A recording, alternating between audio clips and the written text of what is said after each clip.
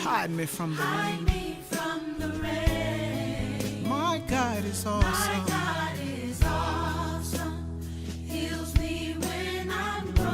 Le chapitre 8 jusqu'à 4, peut-être jusqu'à 5. Il n'y a donc maintenant aucune condamnation pour ceux qui sont en Jésus-Christ. En effet, la loi de l'esprit des vies en Jésus-Christ m'a affranchi de la loi du péché et de la mort. Car, chose impossible à la loi, parce que la chair la rendait sans force. Dieu a condamné les péchés dans la chair, en envoyant, à cause du péché, son propre Fils dans une chair semblable à celle du péché. Et c'est là afin que la justice de la loi fût accomplie en nous, qui marchons non selon la chair, mais selon l'esprit. Ceux, en effet, qui vivent selon la chair s'affectionnent aux choses de la chair, tandis que ceux qui vivent selon l'esprit s'affectionnent aux choses de l'esprit. Amen. Et pendant quelques minutes, j'aimerais parler d'une seconde loi. Et comme sous-thème, c'est l'inauguration d'un nouveau régime. Et en ce jour où toute la famille chrétienne dans le monde célèbre la résurrection de notre Seigneur Jésus, nous commémorons la victoire de notre Christ. Et j'aimerais nous inviter à réfléchir ensemble à travers les Saintes Écritures sur un aspect des effets de la résurrection. La résurrection, c'est le résultat, mais la cause, le travail a été fait sur la croix.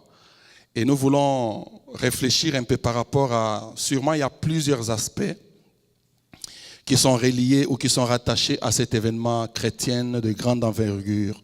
Comme je l'ai dit, j'ai dit la plus grande fête, ou parmi les plus grandes fêtes chrétiennes, il y a certainement la Pâque. Et la Pâque, nous célébrons réellement la délivrance. Nous sortons de l'Égypte pour aller vers la terre promise.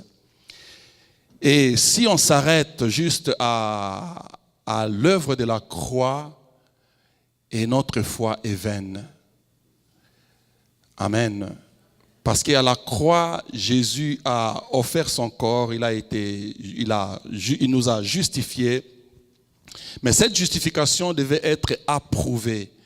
Et c'est la résurrection qui prouve que réellement Dieu a accepté le sacrifice du Christ.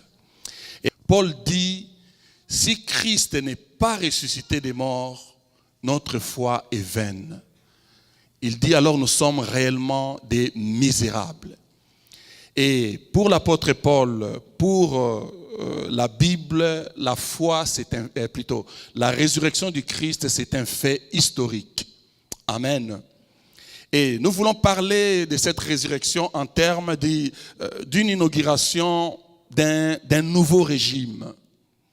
Lorsqu'on parle d'un régime, je pourrais même attacher le mot régime au pouvoir, une organisation, un nouveau système. Et à partir de la résurrection du Christ, le peuple de Dieu vit dans un nouveau régime, dans un autre système, dans une autre alliance. Et par sa résurrection, le Christ vient mettre en place un nouveau système de fonctionnement, une nouvelle perspective pour nous. L'autre fois, j'ai dit, après la Pâque, tu ne peux pas être ce que tu étais avant la Pâque. Il y a certaines choses que je ne voyais pas claires avant la Pâque, mais après la Pâque, je dois avoir la révélation juste. Il faut que Dieu me donne une nouvelle vision par rapport à ma vie, par rapport à mon futur. Où est-ce que je vais? Je dois voir là où Dieu m'amène. C'est très important. C'est une nouvelle alliance Et cette nouvelle alliance, comme je disais, est régie par une nouvelle loi.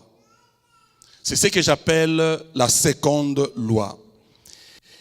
Et en parlant de loi ou de seconde loi, c'est juste un ensemble de lois, un ensemble de règles ou de principes qui font avancer le royaume de Dieu. Et lorsque Christ ressuscite, il inaugure réellement un autre système où il y a des lois qu'il met en place. Et lorsque nous comprenons ces lois, lorsque nous appliquons ces lois, lorsque nous avons Dieu nous révèle réellement comment fonctionnent ces lois, c'est alors que nous avons des résultats et son royaume avance. Et on ne peut pas parler d'une seconde loi si nous ne comprenons pas la première loi. Parce qu'avant d'introduire cette seconde loi, il y avait une autre loi qui existait. Il y avait cette loi qui régissait la relation entre Dieu et son peuple. Et c'est cette loi que nous avons lue dans les livres de Romains chapitre 8. C'est cette loi que Paul essaye de nous expliquer. C'est la loi que Dieu a donnée à Moïse. Et souvent, nous regardons la loi avec des mauvaises lunettes. Nous pensons toujours, la loi est contraignante. La loi nous impose des choses. Mais j'aimerais que ce matin, tu puisses avoir l'image ou l'idée de la loi comme instruction. Parce que le mot qui est attaché à la loi, le mot hébreu qui est Torah, signifie instruction, directive, ordre, règlement, principe. Donc dans une perspective chrétienne, je répète, la loi vient de l'hébreu Torah, qui renvoie à l'idée d'instruction, de l'enseignement, des directives. Donc dans certains versets, ça véhicule même le sens de l'éducation. Donc quand Dieu donne la loi à son peuple, Dieu veut instruire son peuple, il veut apprendre à son peuple comment est-ce que nous pouvons entretenir une bonne relation ensemble. Comment est-ce que nous pouvons marcher ensemble. Voilà ce que je propose. Voilà ma loi. Et Dieu va dire, si tu obéis à cette loi, je te bénirai. Et la loi, c'était une façon pour dire, écoutez, vous êtes mis à part. Vous m'appartenez, vous êtes mon peuple. Est-ce qu'il y a quelqu'un qui comprend le sens de la loi? Et la loi de Dieu a toujours été donnée aux hommes dans le cadre d'une alliance. Retenez bien cette vérité. Chaque fois que Dieu a donné la loi aux hommes, il l'a toujours donné dans le cadre d'une alliance. Même Adam, il y a ce qu'on appelle alliance créationnelle. Quand Dieu a créé Adam, il lui a donné la loi. Il lui a donné des ordres. L'institution du mariage n'a pas commencé avec ton mariage. Dieu l'a donné à Adam. Il dira, je t'établis dans les jardins, tu vas cultiver les jardins, tu vas travailler, faire produire les jardins. C'était la loi du travail. Est-ce que quelqu'un est avec moi? Quand Dieu appelle Noé, ou dans l'alliance que Dieu fait avec Noé, il y a des paroles que Dieu a libérées. Il y a des instructions que Dieu va donner. Dieu appelle Abraham, il donne des instructions à Abraham. Il fait alliance avec Abraham, il dit, écoute Abraham, dans ta maison tu dois te circoncire. Alléluia.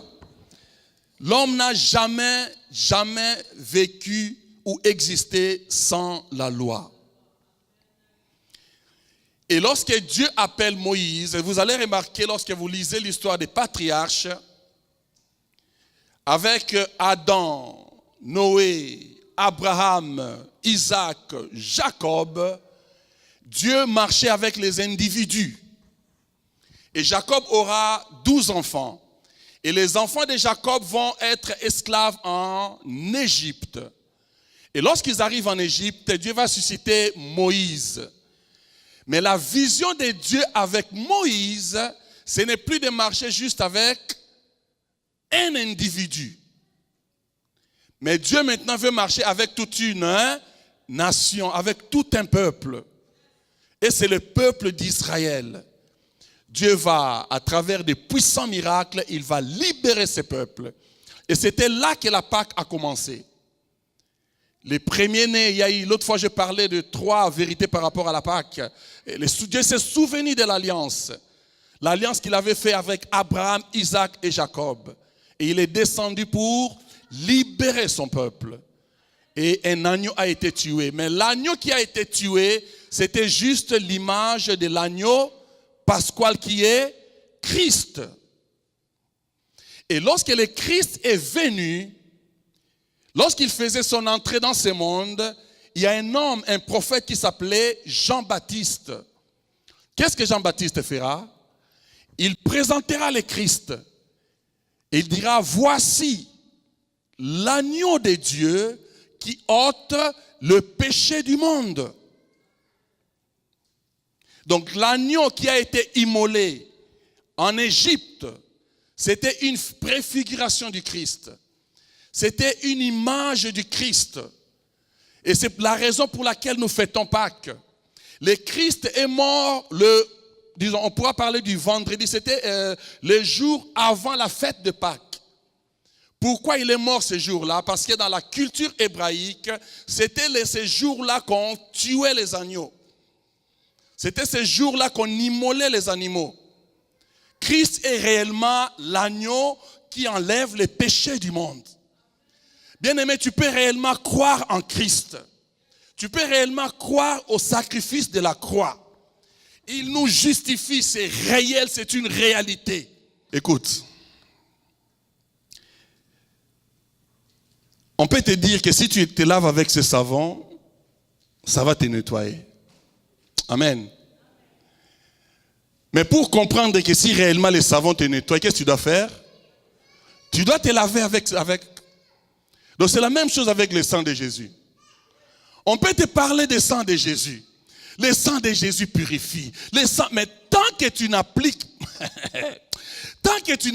pas le sang de Jésus sur toi, tu ne peux jamais expérimenter cette purification. Naturellement, l'homme n'est pas capable d'adorer Dieu. Naturellement, l'homme n'est pas capable d'avoir confiance en Dieu. L'homme a besoin de croire à quelques images, à voir comme des idoles. Quelqu'un a dit, le cœur de l'homme, c'est une usine à idoles. L'homme aime se fabriquer des idoles. Si Dieu n'occupe pas le trône de ton cœur, sache que tu te fabriqueras une idole. L'idole pourra être ton travail. Ton idole pourra être ta femme. Ton idole pourra être ton mari. Tes enfants peuvent devenir tes idoles.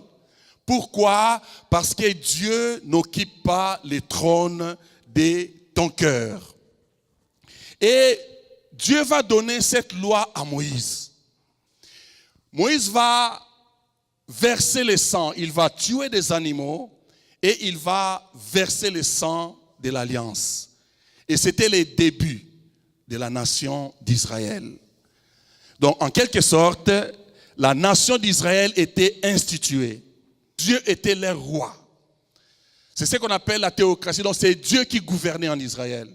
Pourquoi Dieu va donner cette loi? 3 raisons que j'ai pu faire ressortir.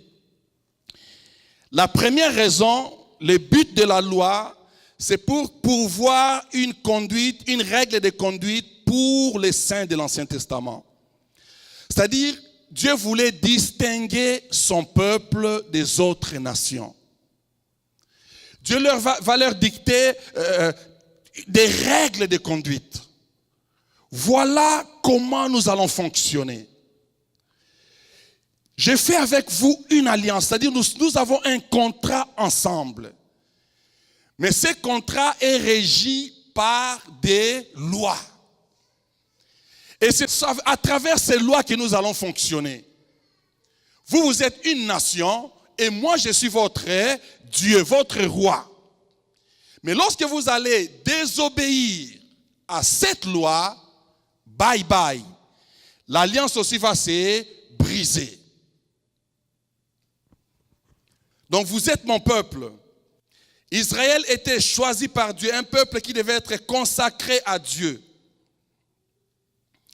La loi était comme un mur de séparation entre Israël et les autres nations. Voilà pourquoi Éphésiens dit, quand le Christ est venu, il a brisé ces murs, le mur de séparation. Deuxième raison, pourquoi Dieu a donné la loi? Parce que la loi révèle le péché. La loi révèle la puissance du péché. La loi montre que le pécheur ne peut rien faire contre le péché. Au fait, le peuple n'arrivait jamais à obéir à la loi. Le peuple n'arrivait jamais à obéir aux termes de l'alliance. Et parce qu'ils désobéissaient, qu'est-ce qui s'est passé? Dieu les livrait à leurs ennemis. La loi révèle la puissance du péché. Et troisième raison, c'est que la loi, c'est la pédagogie de Dieu pour nous convaincre de la nécessité d'une seconde loi. C'est-à-dire de la nécessité de la grâce. En fait, la loi nous montre Christ. La loi nous pointe vers la grâce. C'est comme le doigt qui est pointé vers quelque chose. C'est ça la loi. Elle nous montre le Christ. Elle nous conduit à Christ. La loi pointe vers le chemin du salut. Mais en elle-même, la loi ne sauve pas. Alléluia. Deux principes avant de toucher les textes par rapport à la loi.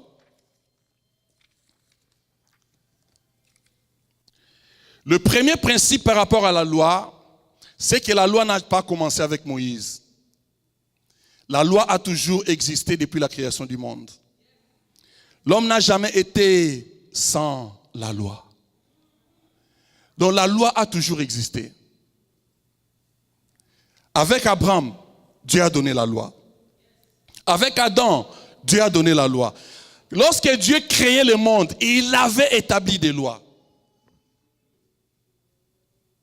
Lorsque vous lisez dans le livre de Genèse, chapitre 2, au verset 15, l'Éternel Dieu prit l'homme, verset 15 à 17, l'Éternel Dieu prit l'homme et le plaça dans le jardin d'Éden pour le cultiver et l'Éternel Dieu, verset 16, donna cet ordre à l'homme. Alléluia. Tu pourras manger de tous les arbres. Ça, c'est la loi. Il lui donne l'ordre. Il lui donne une instruction.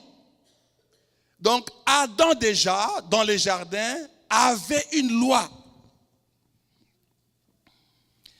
Lorsque nous lisons dans Job, chapitre 28, au verset 26, la Bible dit, quand il donna les lois à la pluie, même la création obéit à la loi de Dieu.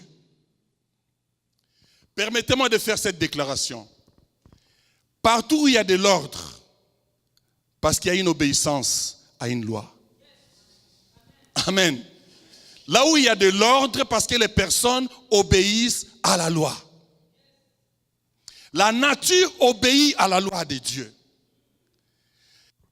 Dans Job 38, verset 33, c'est Dieu toujours qui parle. Il dit, connais-tu les lois du ciel? Deuxième principe, avant de toucher notre texte, tout commence avec la loi. Alléluia. Tout commence avec les principes, avec les règles de conduite, la façon dont nous allons fonctionner. Alléluia. Écoute, il y a des Canadiens ici. Vous avez étudié un peu l'histoire du Canada. Je crois qu'on appelle ça Carta Magna. La Carta Magna, c'est ça, non? Pour la première constitution des pères fondateurs. Ils ont dit, ok, on va former cette nation, mais qu'est-ce qu'il faut faire? Mettons des lois, des règles. La charte canadienne. Sans la loi, les pays ne fonctionnent pas. Et Dieu aussi adopte la même approche. La Bible dit, au commencement était la parole, la loi. Il était au commencement avec Dieu. Avant de mettre tout en place, Dieu avait établi des lois. Et pour les humains, Dieu dit, voici les lois de l'alliance. La façon dont vous allez fonctionner. Tout commence par la loi. Le royaume des cieux, bien-aimés, c'est comme un pays. C'est comme un État. Et même Dieu, avant d'établir son État, il établit les lois. Il établit les lois. La loi, c'est le premier acte que l'on met en œuvre lorsqu'on crée un État. Et la loi est là pour nous protéger. C'est très important. Et même approche, on le voit aussi avec Israël. Dieu dit, ok, je veux marcher avec vous. Vous serez mon peuple, je serai votre Dieu. Voici la loi. Je vous donne la loi. Je vous donne les règles de conduite. Je vous dis comment est-ce que vous allez marcher. Mais malheureusement, l'homme ne pouvait pas obéir à cette loi. C'était pratiquement impossible à l'homme d'obéir à la loi. Pourquoi? Parce que pour Dieu, il n'y a que deux races. Retenez cette vérité. Pour Dieu, il n'existe que deux races. C'est la race d'Adam, du vieil Adam. C'est ta race biologique. Dans ta nature biologique, tu as le sang d'Adam. Et ce sang-là, c'est le sang de la rébellion. Il y a la sémence de la rébellion à l'intérieur. Et le sang d'Adam n'obéit qu'à la loi de la chair. Le sang d'Adam n'obéit qu'au principe charnel. Ça, c'est la première race. Donc, tout enfant qui vient dans le monde, qui vient au monde, a ce sang-là qui circule en lui. Tu n'as pas besoin d'apprendre à l'enfant l'égoïsme pour être égoïste, non. Après quelque temps, son frère veut lui demander quelque chose, l'enfant tourne, non. Naturellement. Amen. Quelquefois même les mensonges, on n'a pas besoin d'apprendre aux enfants les mensonges. À un certain moment, il va commencer à mentir naturellement. C'est la sémence d'Adam. Maintenant, la deuxième race, c'est la race de l'esprit. C'est la race du Christ. Cette race n'obéit pas à la chair. Et cette race obéit à l'esprit. C'est la race du Christ. Donc, il y a une race charnelle et il y a une race spirituelle. Mais la Bible dit, la loi est spirituelle. Donc, si moi je suis charnel, je ne peux pas obéir à la loi qui est spirituelle. Est-ce qu'il y a quelqu'un qui me comprend? Voilà pourquoi Paul pose la question. Est-ce que la loi est mauvaise? Que dirons-nous donc? La loi est-elle péché? La loi est mauvaise? Il dit non, la loi n'est pas mauvaise. Au contraire, la loi est bonne. La loi est sainte. La loi te montre le chemin. Mais le problème, ce n'est pas la loi. Mais le problème, c'est ta nature. Alléluia. Donc, au-dedans de nous, il y a un combat. Je veux faire le bien. Mais la nature qui est en moi me dit, non, ne fais pas le bien. Donc, il y a une autre loi que je rencontre en moi. C'est la loi du péché. C'est la loi de la mort. C'est ça le combat que Paul rencontre. Paul dit, c'est impossible, tu ne peux pas obéir à la loi tant que tu ne deviens pas spirituel. Donc tu es esclave de cette loi. Cette loi t'impose à faire des choses. Tu n'es pas libre. Tu prends la bonne décision.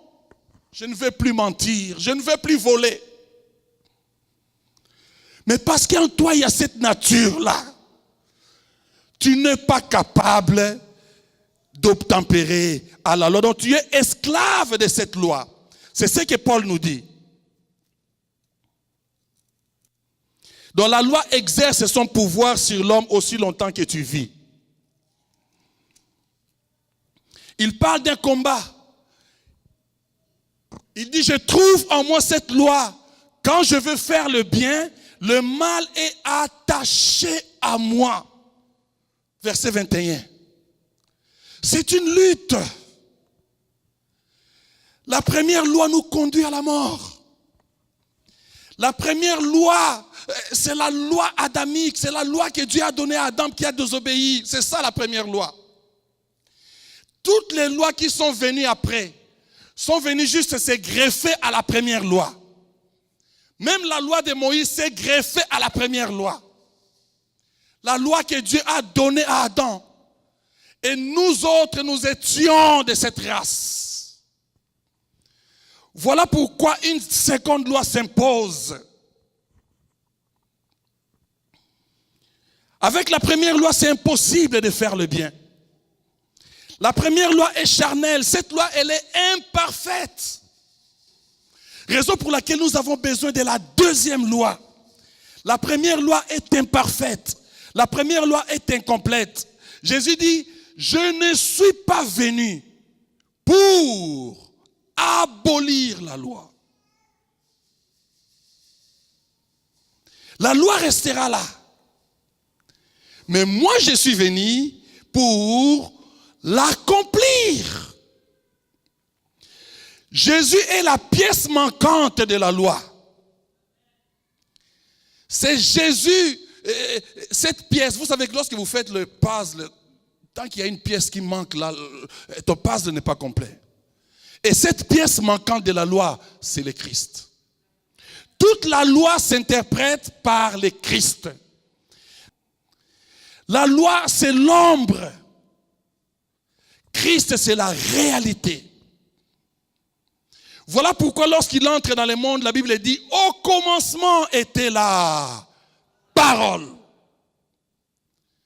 La parole était avec Dieu. Et la parole était Dieu. En elle était la vie. Et la vie était la lumière des hommes. Mais les hommes ont préféré les ténèbres. Encore aujourd'hui, bien-aimés, les hommes préfèrent les ténèbres. Par la résurrection du Christ, il inaugure une autre loi. C'est la loi de l'esprit. C'est la loi de la foi.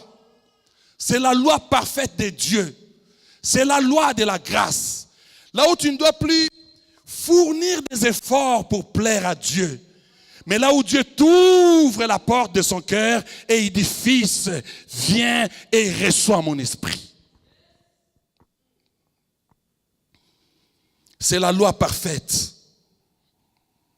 La deuxième loi, qui est la loi du Christ, anéantit la première loi.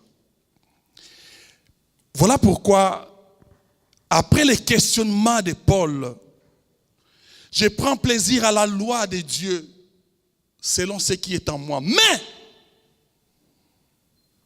tu aimes Dieu. Tu aimes chanter pour Dieu. Mais quand tu es seul, qu'est-ce qui se passe?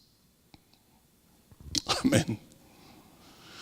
Si on pouvait seulement projeter une vidéo de ce que nous faisons lorsque nous sommes seuls, je crois dimanche prochain, il n'y aura personne à l'église. Alléluia. Il n'y aura personne qui viendra. Le problème, ce n'est pas lorsque nous sommes ensemble. Parce que cette loi, c'est lorsque tu es seul. Lorsque tu es seul, que fais-tu? Obéis-tu à l'ancienne loi, à la première loi ou à la seconde loi qui est la loi du Christ? Lorsque Jésus arrive devant les sœurs de Lazare, qu'est-ce qu'il va dire? Je suis la résurrection. Ne vous ai-je pas dit, si vous croyez en moi, vous verrez la gloire de Dieu. Alléluia. La loi du Christ fait en sorte que Christ est réellement la résurrection. Est-ce que je parle à quelqu'un? La loi du Christ nous révèle Christ comme la résurrection. La résurrection, bien aimé, n'est pas un jour. N'est pas un jour où tu décides aujourd'hui le Christ est ressuscité, je vais à l'église. Non, non, non, non. Avec cette loi, bien aimé, tu les connais comme les ressuscités. Et il te ressuscite des œuvres mortes. Il te redonne la vie. C'est ça la résurrection. Et il y a une puissance dans la résurrection. Il y a une puissance dans la résurrection. C'est ce que la Bible dit au chapitre 8. Il n'y a donc maintenant aucune condamnation pour ceux qui sont en Jésus-Christ. Il n'y a pas de condamnation, non, pour ceux qui fréquentent l'église. Il n'y a aucune condamnation, non, pour ceux qui prêchent la parole de Dieu. Il n'y a aucune condamnation, non, pour ceux qui chantent pour Dieu.